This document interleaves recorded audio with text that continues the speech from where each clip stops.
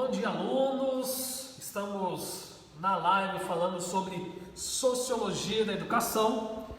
Sejam todos bem-vindos. O pessoal vai acessando aí, agradeço a participação de vocês. Ainda a gente não consegue fazer essa interação tão rápida. Agradeço todas as postagens. Teve uma aluna que comentou sobre a situação do respeito e a relação da educação, a transferência da escola para a família, da família para a escola, em relação ao respeito dos alunos, em relação aos professores e aos pais. Nós vamos falar isso daqui a pouco, já agradeço o comentário. Todo tipo de conhecimento, como nós vimos na aula de filosofia, cada um tem a sua base, ok? Isso eu acho que não há dúvida para ninguém. Mas o que a gente precisa entender é que cada um parte da sua explicação do mundo, né? É claro que quando nós olhamos lá no Antigo Testamento, e a ideia é que não é desconstruir nada em relação ao religioso, à crença, à fé. A minha ideia não é desconstruir, mas dar um novo sentido. Nós vimos lá em Filosofia da Educação, os tipos de conhecimento, e eu questionava a questão questionava e explicava em relação ao mito, o mito como narrativa. E como narrativa, as narrativas são importantes. Mas o fato que ela representa é muito mais importante, né? Nós tivemos uma postagem, agradeço a professora Aline que colocou, né, de estudos que cientistas dizem que isso... Então, são estudos, são possibilidades, são probabilidades daquilo que de fato pode ter acontecido, ou aquilo que tem acontecido. Mas independente daquilo, o que é o mais importante é o sentido que quer passar. Então, o mito em relação ao conhecimento, o que ele quer passar é mais importante. Tudo bem? Estou fazendo essa introdução em relação ao anterior. Se você quiser, você que não assistiu a live vai estar disponível. Assista lá de filosofia e filosofia da educação, para você que não assistiu, conhecer um pouquinho mais sobre filosofia e filosofia da educação. 1 hora é muito pouco, mas tentei resumir o máximo possível, trazer algumas informações importantes. Essa live é sobre sociologia da educação. Já estou com os slides aqui, agora os slides tá certinho. Opa, aqui. Vamos lá. O que vem primeiro? O indivíduo ou a sociedade? Os indivíduos moldam a sociedade ou a sociedade molda os indivíduos? São algumas perguntas e outras perguntas que eu coloquei aqui para a gente começar o nosso estudo sobre sociologia. E essas perguntas vão balizar todo o nosso estudo. Você que é aluno do terceiro semestre de pedagogia, a atividade para vocês entregarem já está disponível no AVA, tá? Já disponibilizei a atividade para vocês no AVA. Vocês vão olhar o material, fazer a leitura do material dos PDFs já disponibilizados e também algumas coisas nessa aula você pode utilizar para fazer a sua resposta, né? Para fazer o seu trabalho, tudo bem? Então, alunos do terceiro semestre de pedagogia, a atividade já está disponível no AVA e também com a líder de turma, com a representante de turma, tá? Voltando na sociologia, o indivíduo molda a sociedade ou a sociedade molda o indivíduo? E muitas vezes você já respondeu, a sociedade molda o indivíduo. Ou você teria respondido, o indivíduo molda a sociedade. Então, as duas, e nós vamos ver, as duas formas estão corretas, nós vamos ver por quê, né? Que em qual momento o indivíduo molda a sociedade e em qual momento a sociedade molda o indivíduo. Tudo bem? Vamos lá continuar. Opa! O indivíduo nunca teve tanta importância na sociedade como nos dias de hoje. Entre os povos antigos, pouco valor se dava à pessoa única. A importância do indivíduo estava inserida no grupo a que pertencia. Na sociedade feudal, a importância do indivíduo estava inserida na família. E na sociedade greco-romana, a importância do indivíduo estava relacionada ao estado a que pertencia. Nas sociedades indígenas, a importância do indivíduo estava ligada ao clã. Então, falar de sociedade, olhando para a história, falando das sociedades, a ideia de pessoa, a ideia de indivíduo, de portador de direito, quando nós vamos falar lá no Direitos Humanos, na próxima live, né, sobre a importância dos direitos humanos e da pessoa individual, né, resumindo, ela é atual. A importância da pessoa, como nós vimos aqui, o indivíduo nunca teve tanta importância como nesse momento da história. Quando nós olhamos as tribos, né, as sociedades tribais, tudo estava relacionado aos ritos, aos mitos, à natureza, e a pessoa estava inserida naquele grupo, mas ela fazia parte do grupo. Quando nós falamos da sociedade greco-romana, como estava no slide, isso fazia parte junto ao estado que pertencia, né? Quando nós falamos das conquistas greco-romanas, lá dos gregos, dos romanos, a que império você pertence? Está relacionado ao império. Quando nós falamos da sociedade feudal, essa importância estava inserida na família. Então, assim, quando nós falamos do indivíduo, a sua história, quando nós falamos do indivíduo portador desse direito, o indivíduo com o CPF, LG, com suas características, com sua individualidade, isso é muito recente na nossa história, né? E hoje, claro, pelo nosso conhecimento, pelo desenvolvimento da tecnologia, né, você tem as redes sociais que o indivíduo, ele interage com as pessoas. Mas isso é recente. A ideia da individualidade é recente. Você sempre teve um indivíduo dissolvido na vida da sociedade. Esse indivíduo portador de direitos, esse indivíduo protagonista, ele é atual. Vamos ali para mais um slide. No século XVI, a ideia de indivíduo começou a ganhar força no século XVI com a reforma protestante. Esse movimento religioso definiu o homem como ser criado à imagem e semelhança de Deus. No século XVIII, com o desenvolvimento do capitalismo, o pensamento liberal, olha o liberal lá que a gente viu em filosofia, a ideia de indivíduo e de individualismo formou definitivamente. E no século XIX, a visão de indivíduo estava completamente estabelecida. Vamos dar uma olhada na história como nós vimos aqui. Lá no século XVI, quando nós falamos da reforma protestante, quando nós falamos de uma visão diferente que você tem em relação à sua ligação com Deus, a pessoa, ela estava inserida na comunidade, e isso no catolicismo é muito claro, é a inserção nessa comunidade cristã da Igreja Católica. Nós temos essa visão da Igreja Católica, fora da Igreja não há salvação. É uma visão que até pouco tempo agora foi umas palavras diferentes do Papa Francisco, reações da Santa Sé, você pode pesquisar na internet em relação a isso, a essa expressão fora da igreja não há salvação, mas para a gente perceber, nessa visão que chega até nós, né, de sociologia, o indivíduo, antes da reforma protestante, ele estava ligado ao grupo católico, e fora daquele grupo católico, ele não se desvinculava, porque não tinha como, não tinha outro caminho. Com a reforma protestante, o protestantismo com Calvino e Lutero, ele tira esse papel de ponte da Igreja Católica, ponte exclusiva da Igreja Católica com Deus, e você cria um canal direto. Você pode fazer a sua oração e você pode se conectar a Deus, independente da Igreja Católica ou não.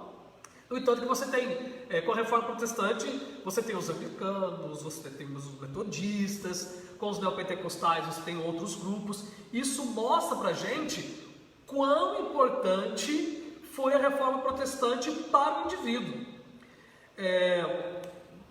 Tem no material de vocês, mas eu sugiro aqui, para quem gosta dessa parte, ler o livro A Ética Protestante e o Espírito do Capitalismo, de Max Weber. Ele vai fazer essa relação da questão religiosa com a questão econômica, que é o que já está no início aqui. Toda aquela riqueza que era produzida pelas pessoas e aquela ideia que o rico não entra no reino dos céus, né? Então a igreja toma conta e você entra no céu. Você tem uma visão diferente na reforma protestante, e isso está relacionado com as condições históricas para o surgimento da sociologia que nós vamos ver. Tudo bem até aqui? Com a reforma protestante, então, nós vimos aqui, lá no século XVIII, com o desenvolvimento do capitalismo, você amplia a ideia, né, do individualismo. E o individualismo aqui, do ser individual, do pensamento liberal. Tá? Já vou dar sequência nas duas condições históricas, para a gente já poder falar sem precisar mais olhar aqui no slide. Tá? Vamos olhar ali. Opa! A sociologia como ciência tenta explicar a vida social ela nasceu de uma mudança radical da sociedade, resultando no surgimento do capitalismo. O século XVIII foi marcado por transformações, fazendo o homem analisar a sociedade em um novo objeto de estudo. Essa situação foi gerada pelas revoluções industrial e francesa, que mudaram completamente o curso da sociedade, o curso que a sociedade estava tomando na época. Então, quais são as condições históricas para o surgimento da sociologia? Vou escrever aqui na lousa. A sociologia, ela surge das revoluções industrial e francesa.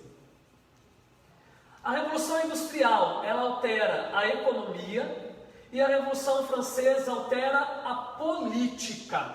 Tudo bem? A Revolução Industrial altera a economia e a Revolução Francesa altera a política. Por que ela surge? Ela surge para tentar explicar o mundo anterior à Revolução Francesa. Como que era o mundo anterior à Revolução Francesa? Nós temos aqui, vamos pegar como base, o mundo feudal. Como que era o mundo feudal? Era um mundo em que a natureza ditava o ritmo da transformação das coisas. Então as pessoas trabalhavam no ritmo da natureza. Não tinha outra forma, né? O sol se levantava, as pessoas trabalhavam. O sol se punha, as pessoas iam para casa. Porque a natureza ditava o ritmo. Era uma sociedade voltada para esse trabalho justamente rural, justamente da plantação. Quando nós falamos do sistema feudal, aqueles sistemas de 3 campos que nós estudamos na história, as relações, né, dos servos e dos vassalos e da igreja e dos senhores feudais na Idade Média, a situação de submissão dessas pessoas, né, de submissão da servidão. É uma boa discussão a questão da servilidade, da submissão, mas vamos ficar por enquanto nessa análise. O mundo feudal é um mundo que acontecia no ritmo da natureza. Com essas duas revoluções, eu vou tentar trabalhar elas aqui de maneira rápida, mas trazendo as informações que são necessárias. Essa revolução industrial, ela altera o modo de produção. Essa produção que, por exemplo, para você fazer um sapato no mundo feudal, né, o sapato lá da manufatura, um trabalhador levava em média de 12 a 16 horas para produzir um sapato. Na Revolução Industrial, se o couro tivesse, né, já tivesse beneficiado, né, já tivesse pronto, você produziria o mesmo sapato em 20 minutos na indústria. Ou seja, aqui é no ritmo da natureza, aqui é no ritmo da indústria. E você tem o êxodo rural, a saída das pessoas que viviam no campo para a cidade.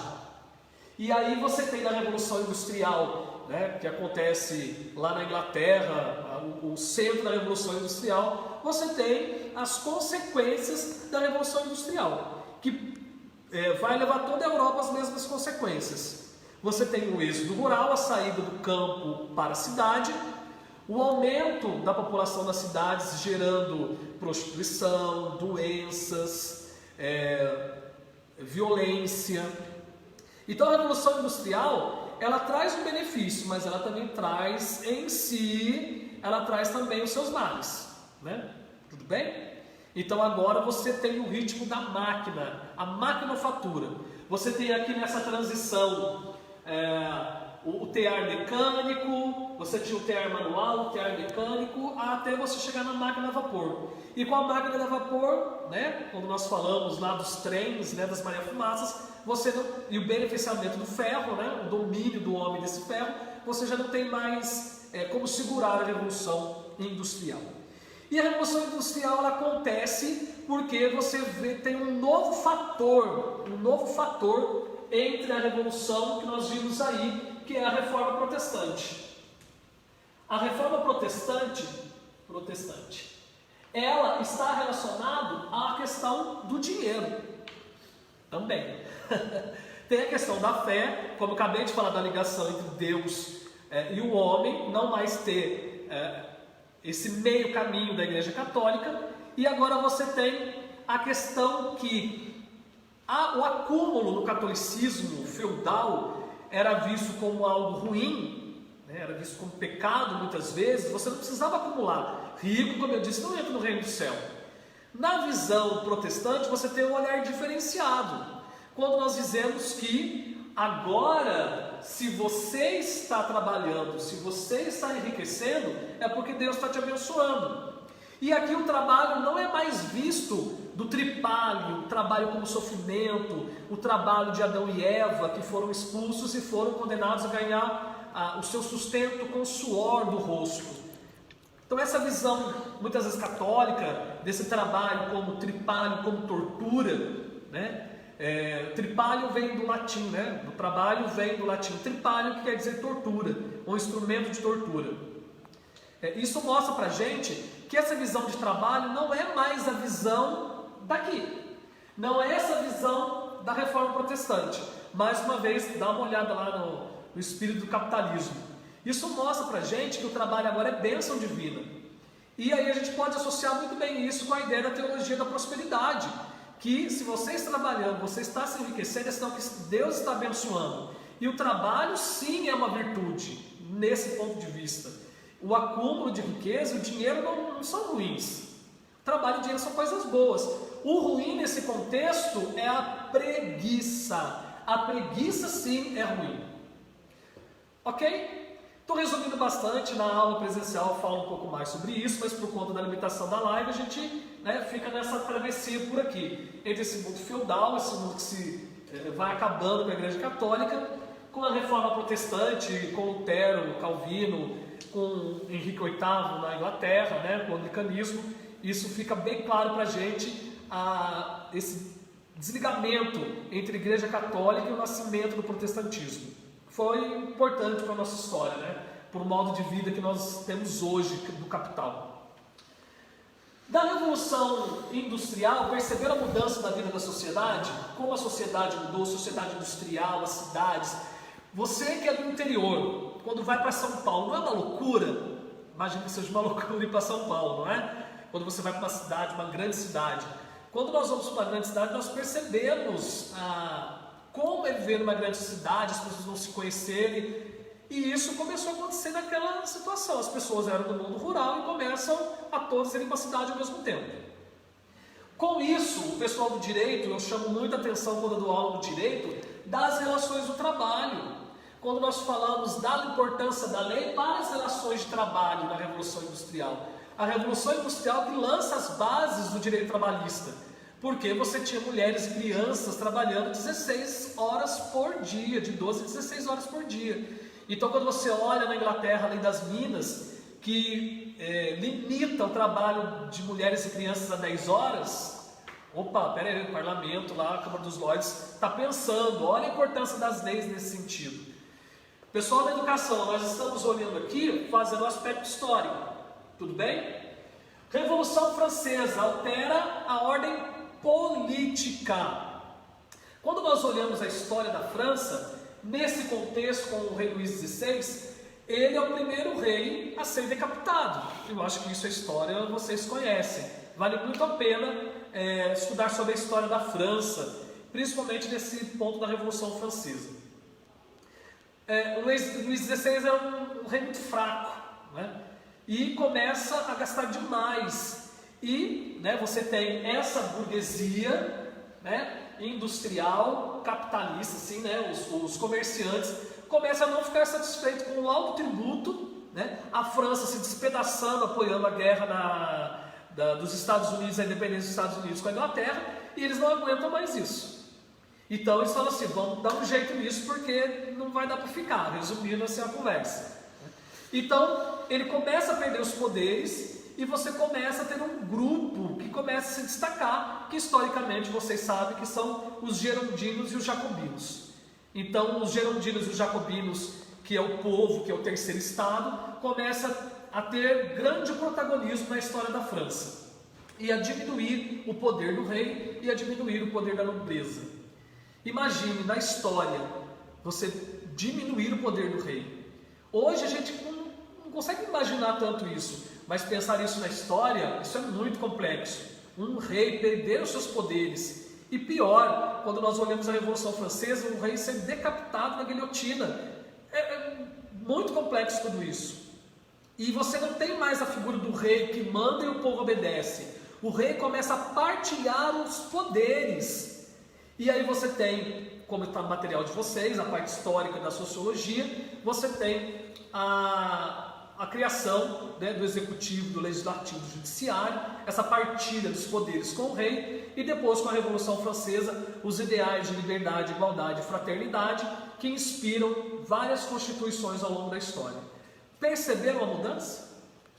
Conseguem perceber historicamente aquele povo que se submetia ao poder do rei, agora tem o poder em suas mãos? A queda da Bastilha foi importante, porque ele é um marco, né, na luta. É claro que, como nós sabemos, os jacobinos, muito mais radicais, a Revolução Francesa, os ideais de democracia, né, ele nasce no sangue. Vale a pena assistir um vídeo que está no YouTube, se você colocar a Revolução Francesa, um documentário que tem, que fala sobre a Revolução, só colocar no YouTube, Revolução Francesa. Tem um vídeo muito bom, que é um recorte do History Channel. Então vale a pena assistir, nasce do sangue. Mas, né, eu até falo com meus alunos do direito, apesar de ser curso de pedagogia, um dos exercícios que eu dou, falando de Revolução Francesa, é a pergunta, e pensa aí na sua casa, o quanto de violência é justificável para termos uma sociedade melhor? Já parou para pensar nisso? O quanto de violência é justificável para termos uma sociedade melhor? Daqui a pouco, na próxima live de Direitos Humanos, eu retomo isso, tudo bem? Perceberam a diferença de um mundo feudal, de um mundo da natureza para um mundo capitalista, industrial? Como entender essa nova sociedade? Como entender essas relações entre família, religião, trabalho? É daqui que surge a sociologia. A sociologia surge lá com Augusto Comte, na tentativa de uma ciência social. Lembra a ciência como conhecimento, a experiência? A sociologia não é do campo da filosofia, no sentido da especulação, da argumentação. A sociologia, ela nasce, coloquei lá, né, sociologia, ela nasce para entender esse mundo todo que está acontecendo, de maneira científica. Tudo bem até aqui? Estou falando rápido, né? Vamos voltar aqui para o nosso slide, William. Geradas, Revolução Francesa, como eu falei para vocês. Esse é o aspecto histórico. Agora nós vamos entrar nessa parte da socialização, bem rapidamente com esse contexto histórico, que é a criação do ser social, a sociedade molda o indivíduo molda a sociedade. O que eu vou direto? A socialização é o processo pelo qual aprendemos normas, regras e costumes de uma sociedade, de forma que consigamos nos conduzir em nossa convivência diária. Já entrando nesse ponto da sociologia, passando pelo aspecto histórico que deu origem à sua criação, né, a necessidade da sua criação, nós entramos no ponto da sociologia que já é importante para a sociologia da educação, que é o processo de socialização. O que é a socialização? Socialização é o processo pelo qual o indivíduo passa a ser membro da sociedade. Ele vai adquirindo esses valores através dessas normas, desses costumes, e a partir disso ele vai inserindo na vida da sociedade. Essa socialização, quando nós olhamos aqui a criação do ser social, pedi para ele colocar ali, nós temos a socialização primária, que acontece na infância, de certa parte até o início da adolescência. A criança aprende os papéis correspondentes à sua posição nos demais membros dos familiares. Aprendendo o que se espera dela em termos de comportamento, a criança adquire uma identidade social, ou seja, aprende a se localizar nas posições sociais e a definir os comportamentos esperados de cada uma. Ok? Então nós vimos que a sociologia surge para entender uma nova sociedade. E agora, olhando essa sociologia, ela traz esse termo com Durkheim de socialização, que é entender essas relações que se estabelecem na sociedade. Então a sociedade ela começa mudando o indivíduo. O indivíduo começa no idioma, nos costumes, no pensamento, a viver a vida da sua sociedade, tá? E vai adquirindo esses valores da vida da sociedade. Então a socialização primária, ela acontece na família, ela acontece no bairro, ela acontece na escola, ela acontece na igreja, tudo bem? Socialização, processo pelo qual o indivíduo passa a ser membro da sociedade através das suas normas, dos seus valores. Depois, você tem a socialização separada em primária, que é da infância ao início da juventude, que a criança ela vai aprendendo todas essas normas, esses valores, esses costumes na família, no bairro, na escola, na igreja, de certa forma, né? E você tem a socialização secundária. A socialização secundária, a bem dizer, segue por toda a vida. À medida que a criança cresce, ela participa de várias instituições. E essa participação envolve aprendizado. Ela aprende a linguagem típica da instituição, mas os valores e os comportamentos esperados dos membros que compõem as diferentes instituições. O mesmo acontecerá no mundo do trabalho. Então, a socialização, ela acontece pro resto da vida. E ela encerra quando? Quando nós morremos. A socialização primária, ela tem prazo. Ela acontece em um determinado tempo, né? São aqueles valores e aqueles costumes que nós temos basicamente na nossa família, da comunidade, né? Por isso que eu uso muito bairro, que é o lugar que nós vivemos. O exemplo, quando nós falamos de socialização primária, quando nós falamos da escola, da educação básica, do ensino médio, do ensino fundamental, quando o professor fala assim, você tem que pedir para ir ao banheiro, não é isso? Professor, posso ir ao banheiro? Quando nós chegamos à faculdade, nós estamos dentro da socialização secundária, né? São outras posturas, outras normas. O aluno não precisa pedir para ir ao banheiro no ensino superior. E ele fica na sala, e ele sai extremamente necessário. Então, perceberam que as normas são diferentes do mundo do trabalho. Quando a gente sai de casa, a gente fala assim, mãe, estou saindo. Não é isso? Mãe, fui. No trabalho, a gente chega para o chefe e fala, olha, eu preciso sair mais cedo. Perceberam que nós vamos nos adaptando às normas, às regras da vida da sociedade? Muitas pessoas falam que a sociologia dá nome difícil a coisas simples do dia a dia. Anthony Giddens, que é um sociólogo britânico, ele fala da sociologia como a ciência do óbvio. E a sociologia faz isso mesmo. Ela vai desvendando, como diz Darcy Ribeiro, ela vai desvendando esses véus que cobrem a nossa visão da vida da sociedade. Então, você pode entender o que eu estou falando, mas agora você vai saber o nome técnico dentro da sociologia. Por isso é o ensino superior, para a gente poder entender esses nomes técnicos. Tudo bem? Socialização, processo pelo qual o indivíduo passa a ser membro da sociedade, dividido em primária, que acontece na infância, e na secundária, na juventude até a morte. Eu sempre associo na aula a socialização primária e secundária com alfabetização e letramento. A alfabetização, ela, entre aspas, tem um prazo para acontecer. E o letramento acontece ao resto da vida. Então, a socialização primária seria a nossa alfabetização, o acesso ao mundo das letras, do alfabeto. Você conhece, você tem esse conhecimento. E o letramento, ele acontece pro resto da vida. É a mesma coisa da socialização secundária. Tudo bem? Sobre socialização, tem um exercício da atividade para a gente poder fazer junto aí. Essa já é a parte interessante da gente falar de sociologia da educação. Claro que nós teremos mais tempo, precisaremos de mais tempo para falar da questão histórica, que eu acho muito legal e importante. E eu também falo mais na sala de aula sobre socialização. Eu gostaria de usar agora esse tempinho que eu tenho antes de entrar nos pensadores da educação. Quanto tempo a gente tem, Luiz?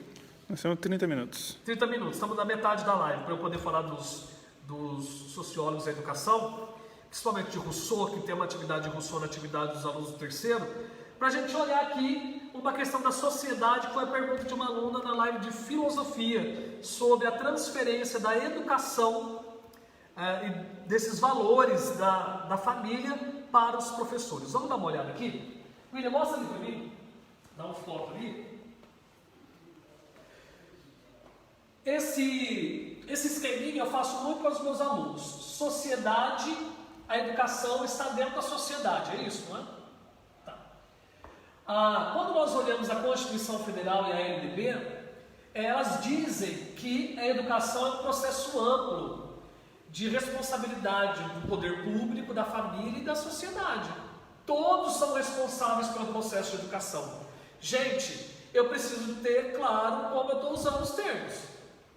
Quando eu digo assim, que criança sem educação, o que eu quero dizer com isso? Essa criança que falta com os valores. Quando uma pessoa fala alguma coisa errada, fala, nossa, ela não teve educação? Ela não foi da escola? Eu estou falando de conhecimento. Mas tanto conhecimento quanto valores fazem parte do processo de educação. Nós estamos falando de sociedade, sociologia da educação, e isso é algo que eu gosto de deixar claro para os meus alunos. Tanto a escola que trabalha o conhecimento, ou segundo Mário Sérgio Cortella, a escola faz escolarização. Lembra a discussão de filosofia da educação, se a escola transmite conhecimento, ou se ela cria pessoas, proporciona para que as pessoas, para que os alunos sejam críticos? Isso é o papel da escola. E os valores, a questão do respeito, vem da família. Mas tanto família quanto escola é a mesma trama da educação. É a construção, deixa eu pegar aqui o meu giz, é a construção do que nós queremos aqui do cidadão. Construção do cidadão.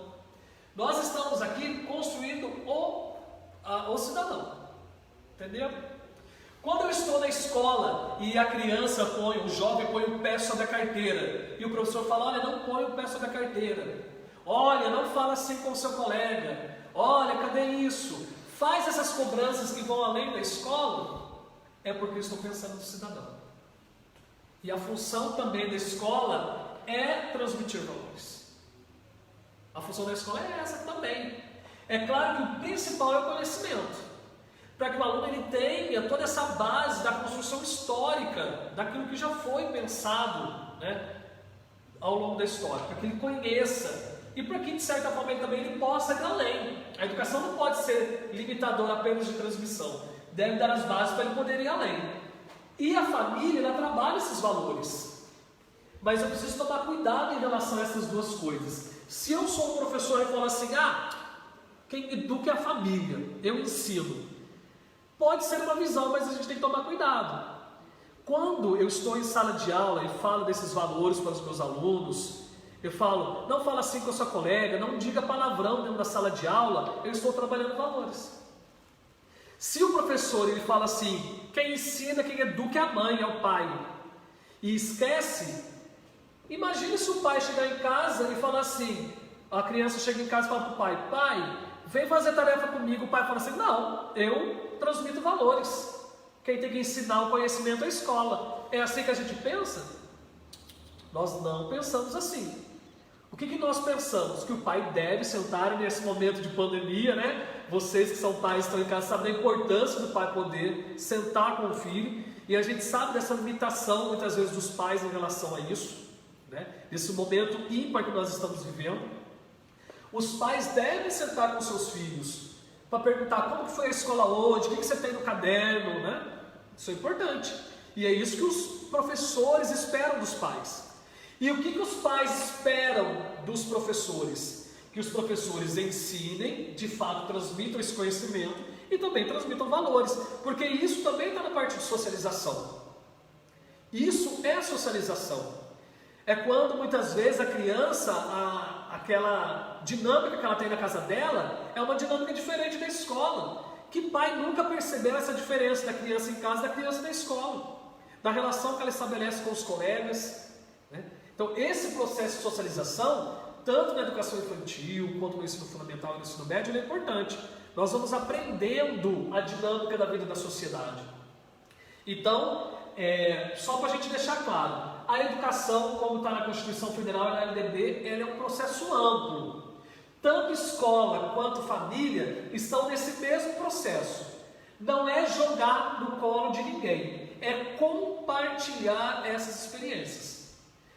Foco, conhecimento, transmissão de conteúdos, né, acumulados ao longo da história. Foco, valores de fé, valores de vida, de segmento daquilo que você considera correto como pai, mas também você trabalha conhecimento. E aqui também trabalha valores, tudo bem? Quando a gente está na escola, a gente precisa entender que isso aqui é uma via de mão dupla. Cada um tem sua responsabilidade, mas eu não posso atribuir à família ou à escola que ela faça só o que é exclusivo seu. Ao contrário, nós temos que ter o que foi perdendo ao longo do tempo de escola e família, essa relação. Na educação infantil, o pai vai até a porta da escola, participa das reuniões. Chega no ensino fundamental e médio, o pai vai se afastando. Então isso pra gente é ruim. Isso você manter essa relação, tá? Então a aluna que perguntou sobre como os pais jogam a responsabilidade da educação para a escola, porque ela de fato tem.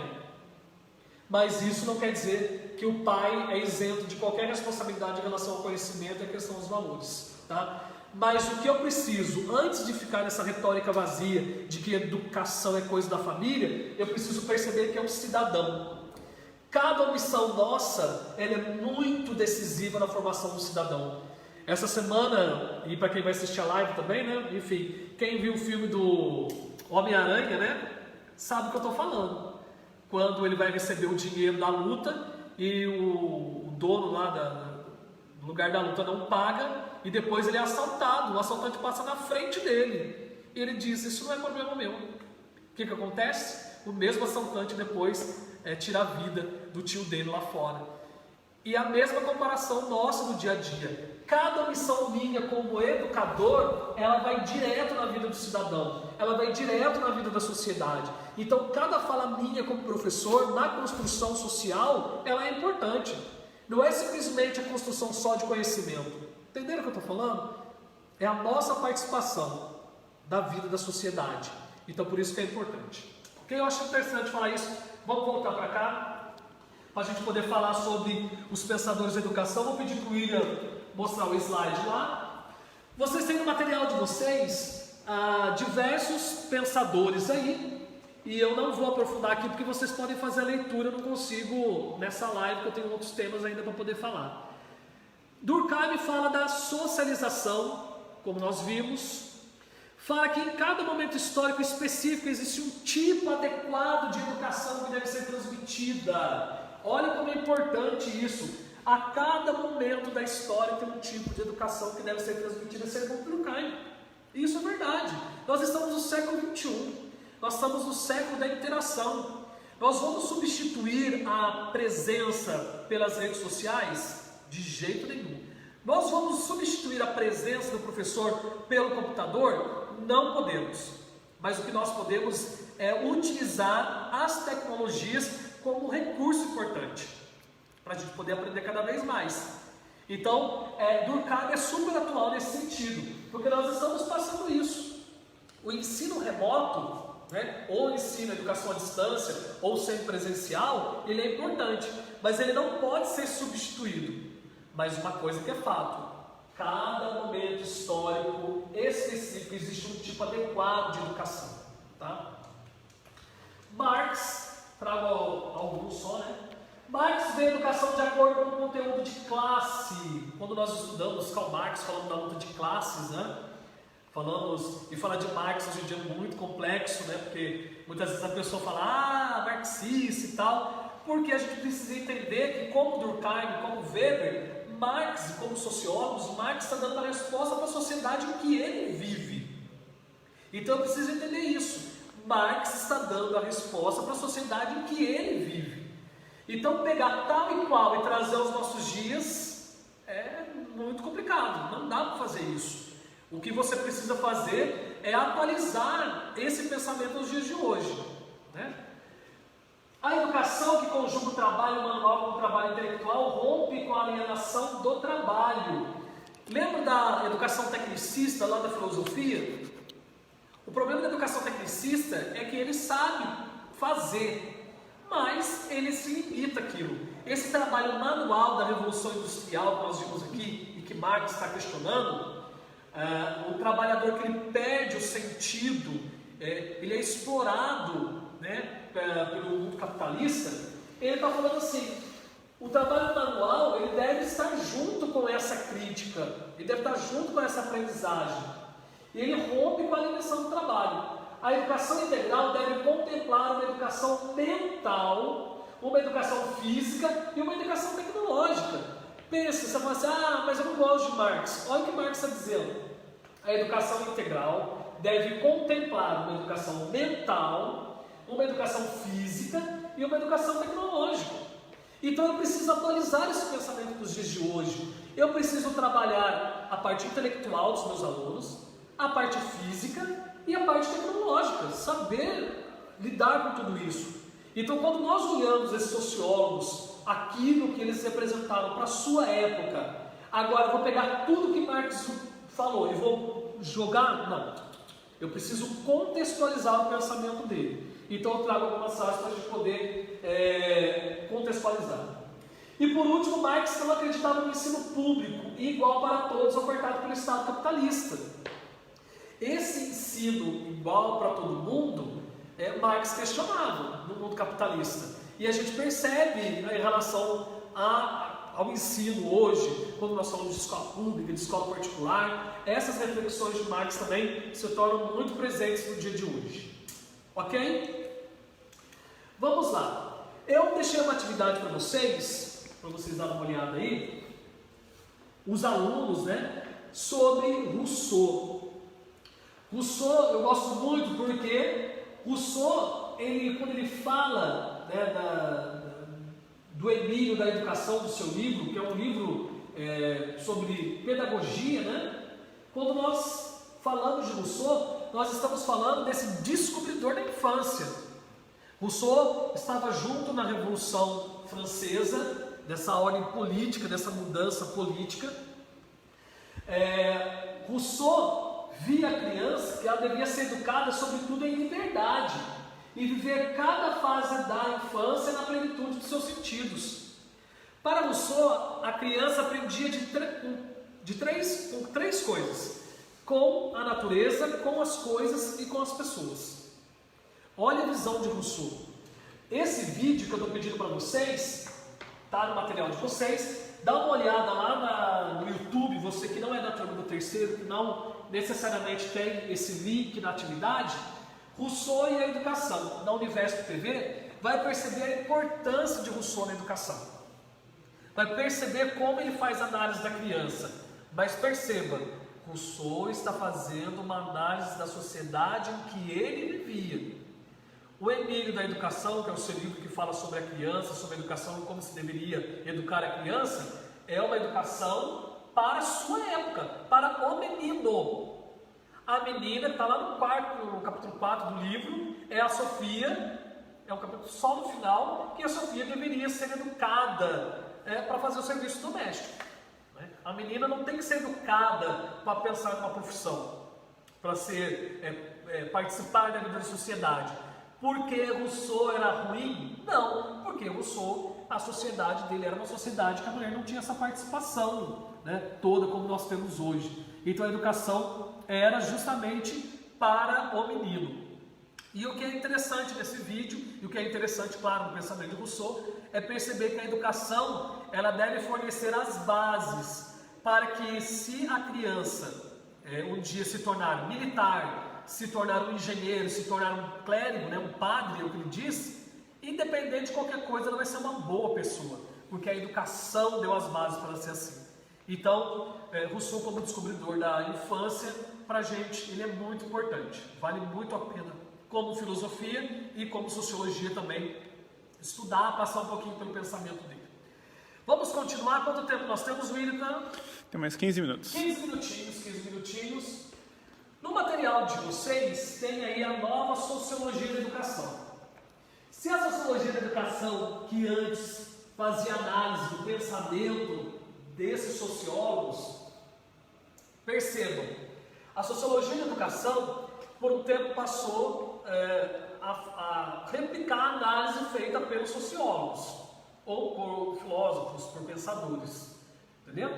A sociologia, por um tempo, passou refletindo sobre o pensamento dessas pessoas, desses autores. Nós temos uma nova sociologia da educação. Sociologia, ela é um conhecimento científico. Sociologia, diferente da filosofia, que é um campo argumentativo, racional, claro, mas argumentativo, de debate das ideias.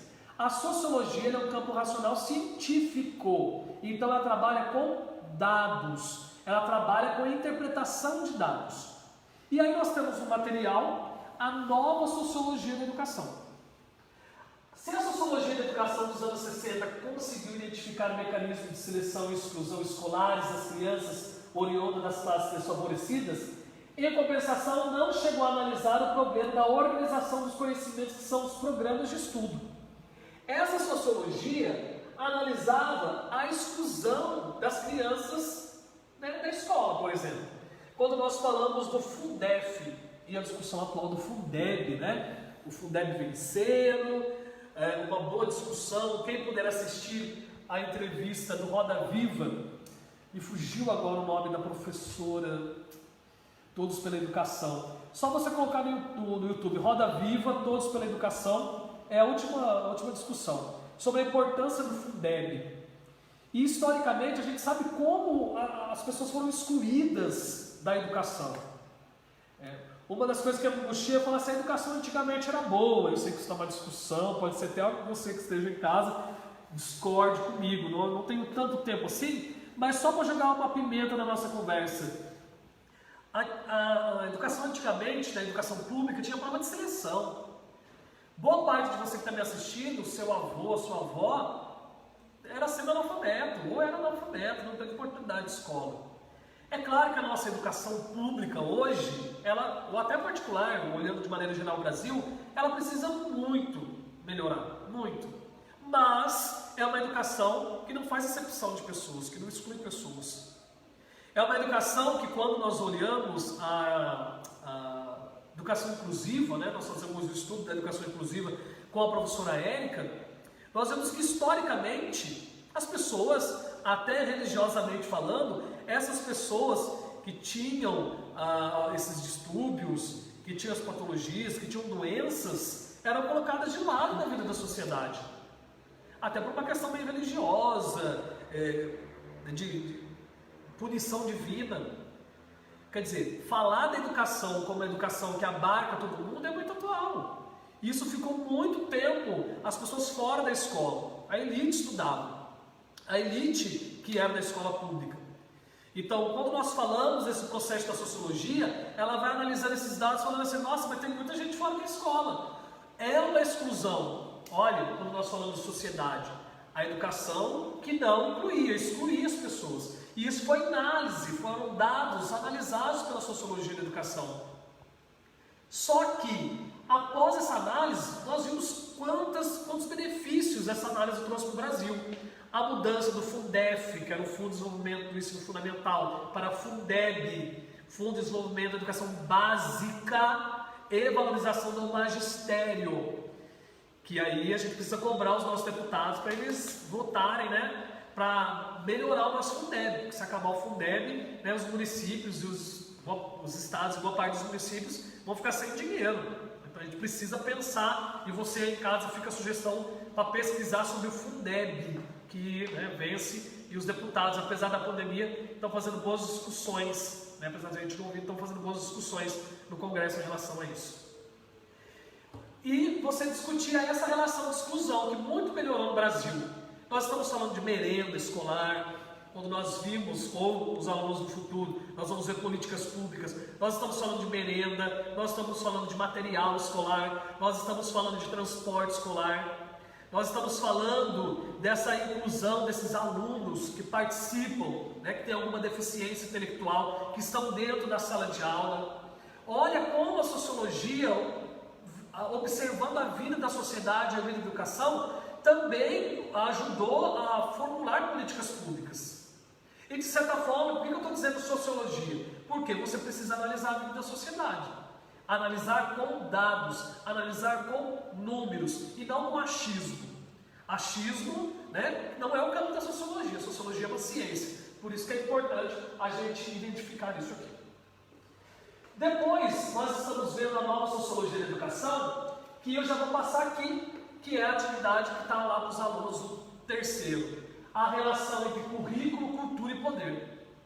Se por um lado nós trouxemos os alunos para dentro da escola, se por um lado nós incluímos esses alunos, se por um lado nós estamos diminuindo, né, essas crianças, né, quando nós falamos de educação de jovens e adultos, né, nós não temos mais aquele público de senhores e senhoras, por um número, né, de 80, 90 anos, né, de 70 anos que estão voltando para poder ler e escrever. Esse público já foi. Nós temos um novo público da evasão escolar da EJA, que nós vamos ver lá em educação de jovens e adultos. Agora, quando nós falamos, né, desse processo que já foi vencido, que foi um ganho, qual é o novo passo que a sociologia se propõe? Analisar o currículo. Por isso que nós temos agora a BNCC, né, os alunos do 7º semestre fizeram um trabalho de análise da BNCC, através de uma reportagem da revista Nova Escola, através de aula em sala e também dos documentos do Ministério da Educação. A Base Nacional Comum Curricular é uma discussão importante dentro do currículo. E não é uma discussão encerrada, porque, como nós falamos lá em Durkheim, e nós olhamos para a sociedade, o currículo é algo dinâmico, é algo vivo. E a gente precisa perceber isso. Eu não posso ensinar do mesmo jeito que eu aprendi. Esse é um grande erro, e você, aluno da pedagogia, preste atenção. Você não pode dar uma aula como você teve uma aula do seu professor lá na educação infantil. E nem a aula de estágio, você não pode dar a mesma aula de estágio para os seus alunos quando você se formar, porque a educação é dinâmica. Por isso que é importante novos caminhos, novas reflexões. Estão entendendo o que eu estou falando? Essa nova ideia do currículo é analisar a ideia de cultura, currículo e poder. Como que o currículo ele se dá concretamente na vida das crianças, na vida dos alunos. Na tradição crítica, a cultura não é vista como um conjunto inerte e estático de valores e conhecimentos a serem transmitidos, de forma não problemática a uma nova geração. Nem ela existe de forma unitária e homogênea. Em vez disso, o currículo e a educação estão profundamente envolvidos numa política cultural, o que significa que são tantos campos de produção ativa de cultura, quanto campos contestados. Então o que a gente precisa perceber é que fazer análise desses currículos, para saber o que se ensina e o que se aprende, é o objetivo da sociologia da educação. Muitas vezes a gente precisa, e a BNCC ela fez isso, o que se ensina? Qual é o sentido disso? Qual é o sentido que eu posso dizer assim? Por que isso é importante para as crianças? Como isso está sendo passado para as crianças? Então são várias discussões que a sociologia ajuda a gente a refletir sobre isso e está no material. Ao expressar essas relações de poder, ao se apresentar o seu aspecto oficial como representação dos interesses do poder, constitui identidades individuais sociais que ajudam a reforçar as relações de poder existentes, fazendo com que os grupos subjugados continuem subjugados. E aqui é uma crítica que o material, né, que nós disponibilizamos para vocês, fazem ao currículo. Muitas vezes o que nós percebemos é que o currículo faz o aluno, né, faz o indivíduo a ficar naquela situação, que é a discussão da filosofia da educação. É uma situação de receptor. É uma situação em que ele não questiona. É uma situação que muitas vezes nós temos certos conteúdos no currículo que acabam não fazendo sentido para a vida do aluno. Eu acho que você já teve essa discussão. E é uma discussão que nós, educadores, e os especialistas também fazem. Temos certos tipos de conteúdos, né, e aí desenvolvidos em competências e habilidades, que os alunos, e a gente fala, para que usar isso? E a gente sabe que muita coisa nós usamos mesmo. O problema, como eu falei na aula passada, é contextualizar isso. Lembra que eu falei encontro X, calcule o X, e o jogador sai da base A, da base B, que ele é contextualizado para justamente trabalhar com essas competências e essas habilidades? A ideia, quando a gente fala do currículo, muitas vezes o aluno vê tanta coisa que ele não consegue absorver tudo isso. E aí ele se desmotiva. A ideia da gente olhar bem esse ser e ter uma nova análise sobre o currículo é para que os alunos realmente sejam motivados, né? E não abandonem a escola porque não estão entendendo. Quantos de vocês às vezes passaram uma disciplina com nota baixa porque não entenderam, não entendi bem aquilo. Então assim, nós temos muito conteúdo, né? Às vezes muita coisa. Então assim, a sociologia está analisando isso também. Por que muitas vezes essas relações daqueles que fazem o processo educacional, às vezes não chegam nos nossos alunos? Nós temos que ensinar do mesmo jeito todo mundo? Não. Então, a sociologia da educação, dentro do material, eu peço para que vocês leiam, né, para a gente poder contextualizar melhor isso, para a gente perceber como o currículo é importante. 5 minutos. Tá? E aí nós vamos chegando na conclusão. Eu sei que gostaria de aprofundar mais essas relações do currículo. Essa visão do material é uma visão crítica em relação a isso. É uma visão da ideia libertária, lá de certa forma freiriana, que nós falamos entre oprimido e opressor. Então é uma análise a partir do plano de fundo freiriano. Tudo bem? Então você vai ver a crítica às relações de poder, tá? Já fica essa chave de pensamento. Conclusão. A que chegamos é que o grande desafio que ainda se põe ao Brasil em termos educacionais ao ingressar no século XXI vem do século XIX. E isso não é novidade. O material traz para vocês, e eu amplio isso daqui. O grande desafio do Brasil, além de universalizar, como nós vimos que já foi um ganho, é erradicar o analfabetismo. Então assim, já melhoramos muito. E eu digo aqui, um analfabetismo funcional. O grande desafio hoje da sociologia, que se põe a entender tudo isso, é analisar essas relações do analfabetismo funcional. A criança, o jovem que sai da escola, que não sabe a interpretar. Então, se eu discutia em filosofia que a função da escola, além de transmitir os conhecimentos necessários, é também oferecer as bases para que ele possa ser crítico, para que ele possa pensar por ele mesmo, o que é interessante a gente lembrar aqui é que esse é o desafio. É o desafio de avançar como onda, né? O que nós estamos falando é avançar como onda. A gente vai e volta, vai e volta. Isso que a gente observa, né, no IDEB, ou no caso do estado de São Paulo, no Sarep. As escolas avançam e retrocedem, avançam e retrocedem. O nosso grande desafio hoje é erradicar o analfabetismo funcional. É as nossas crianças saberem, de fato, ler, escrever, fazer conta, com todas as habilidades necessárias e também poder ser críticas, né? O que precisa ser feito é equipar adequadamente as escolas, instituir uma carreira digna para o corpo docente. A educação, por último, como prioridade de fato. Então, gente, falar de sociologia da educação, como nós vimos aqui, falar do aspecto histórico, falar do aspecto social da relação entre educação e sociedade, falar dos sociólogos da educação, perceber que o pensamento deles deve ser contextualizado para os nossos dias, e falar que a nova sociologia da educação prevê um avanço da educação em relação a esse analfabetismo funcional, para que a educação atenda todo mundo, né, com qualidade. Falar da carreira do magistério, como eu comentei no Fundeb com vocês, né, do avanço e continuar avançando com salários dignos, por exemplo, né?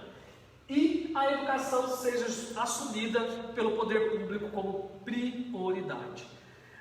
Eu sei que o tempo é curto, passa rápido para mim também, mas eu agradeço a vocês pela paciência, espero que vocês tenham gostado da nossa live, né? Obrigado, William, obrigado, instituição. 11h20. E 11h20 nós voltamos para a live de Direitos Humanos e Cidadania. Obrigado e até daqui a pouco.